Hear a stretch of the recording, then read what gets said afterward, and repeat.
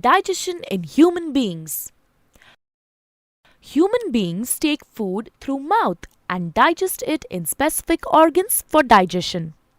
The undigested food is defecated. The food we take passes through a specific canal which begins with buccal cavity and ends at the anus. This canal is called alimentary canal or the digestive tract. The parts of the alimentary canal are buccal cavity, esophagus, stomach, large intestine, small intestine, rectum, and anus. The food gets digested gradually as it passes through the various parts of the tract. Digestive juices secreted by the salivary glands, liver, and pancreas also aid digestion. Mouth and the buccal cavity. Food intake in human beings is through mouth. This process of taking food is called ingestion. Chewing food is very necessary for proper digestion as digestion process starts in the mouth itself. What happens during chewing? The large pieces of food we eat are mechanically broken down into small pieces. Teeth helps us in doing so. Action of saliva on food. During chewing, food mixes with saliva.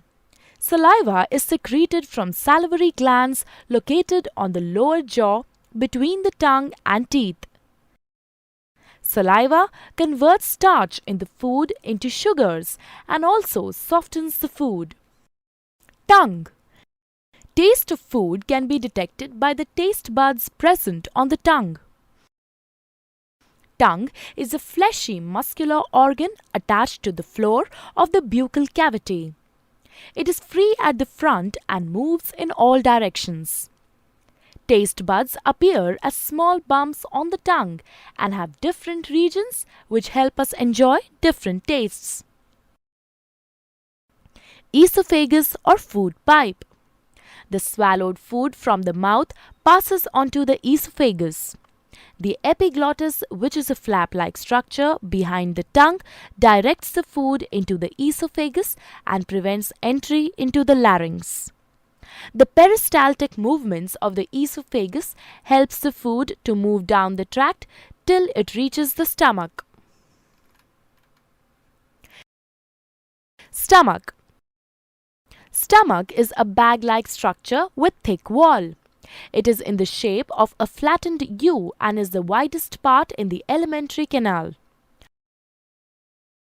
The food that enters the stomach is churned and mixes with the mucus, hydrochloric acid and digestive juices secreted by the inner lining of the stomach.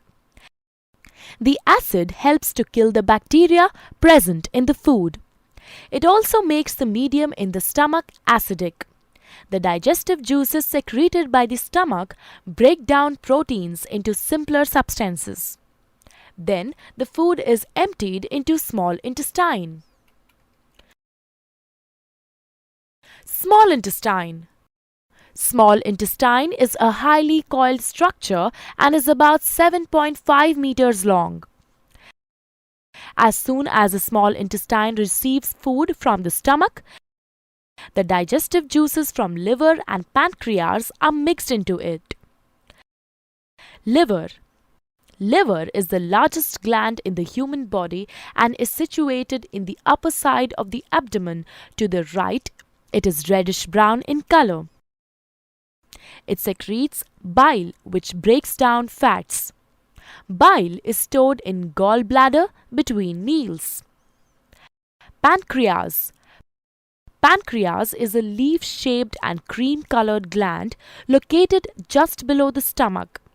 It secretes pancreatic juice, which acts and breaks down carbohydrates, proteins, and fats.